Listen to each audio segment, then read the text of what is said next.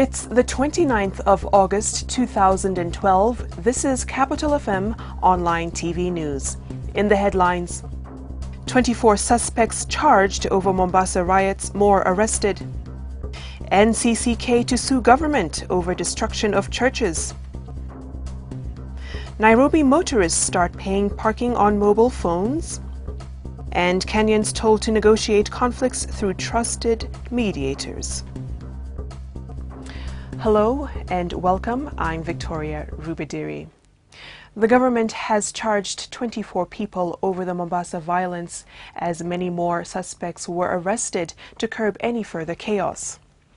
The suspects picked up Wednesday morning were charged for participating in the violence witnessed in the coastal town since Monday, when they started protesting the killing of Muslim cleric Abud Rogo. They were accused of unlawfully assembling at Majengo area, where much of the chaos occurred, leading to the destruction of property of unknown value, including 4 churches which were burnt or destroyed. All the suspects denied the charges before Magistrate Elvis Micheka, who remanded them until Monday, when their bail application will be heard and determined. Coastal Provincial Police Chief Agre Adoli says more than 50 other suspects arrested in a day-long swoop will appear in court on Thursday. The crackdown was carried out by contingents of GSU, regular and administration police officers, mainly in Majengo, Sabasaba, Kisauni, and other areas viewed as strongholds for the rioters.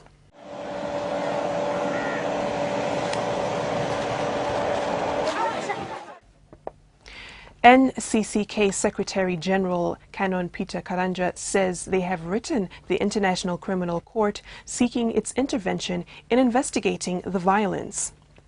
Other than the destruction of the churches, 4 people, including 3 prison warders, were killed in the protests after rioters hurled a hand grenade at their truck on Tuesday. Karanja claims that the violence was pre-planned and risks spanning religious hatred amongst Kenyans unless tackled decisively. He says the commission will seek compensation for the loss of lives and destruction of property.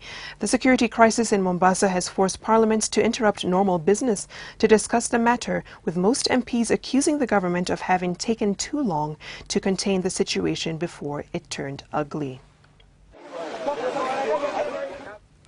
Nairobi motorists have now started paying for their parking through their mobile phones following the launch of the e-payment system. The pilot project, launched earlier Wednesday afternoon on Koinange Street, will run for the next 3 months before it is moved to other city streets. A consultant involved in the process, Gideon Omod, says the pilot project will enable motorists to learn how the system works before the council rolls it out to the whole city. Customers started enjoying full automation on Wednesday morning, while customers from other networks will enjoy automation before the end of the week.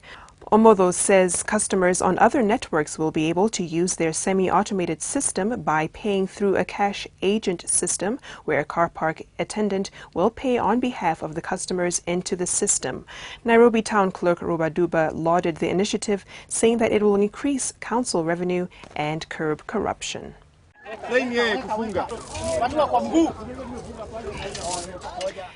And finally, Justice Permanent Secretary Gishira Kibara has called on Kenyans to maintain peace without preconditions. Kibara says it will be impossible to fully implement the Constitution without peaceful elections. Chief Justice Willy Mutunga says Kenyans need to learn to negotiate their conflicts through trusted mediators in an all-inclusive process. They were speaking at a peace forum organized by the National Cohesion and Integration Commission. We have a duty to help communities to come together to devise their own indigenous and negotiated solutions in a process that is inclusive and less acrimonious. Kenyans still have the capacity to negotiate their conflicts. They need trusted mediators who can assist them to frame their issues in order to negotiate how to resolve them.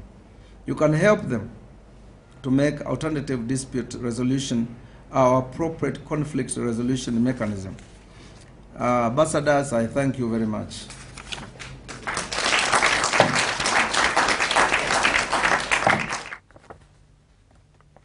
And that does it for our top stories of the day. Thank you for joining us. I'm Victoria Rubadiri.